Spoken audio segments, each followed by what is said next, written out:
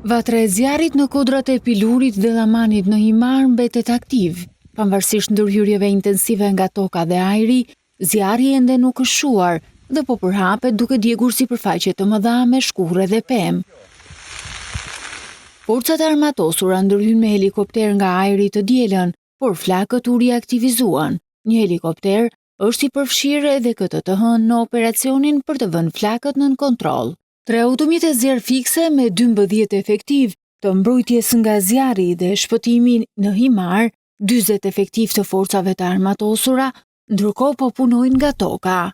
Po ashtu, të angazhuara thuhet se janë 30 forca nga shërbimi pyjor, nga ndërmarrja e shërbimeve publike Himar, nga njësitë administrative Himar, Hor Vranisht dhe Lukov. Të paktën 7 vatra zjarri u raportuan në të gjithë vendin në 24 orët e fundit, sipas Agjencisë Kombëtare të Mbrojtjes Civile.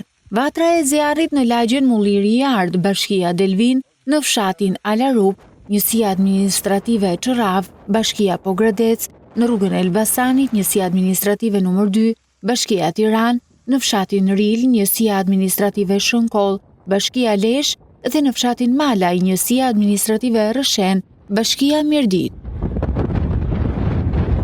Paralelisht vijojnë përfikjen e zjarrit të rënë në vend grumbullimin e mbetjeve urbane dhe situata është drejt përmirësimit.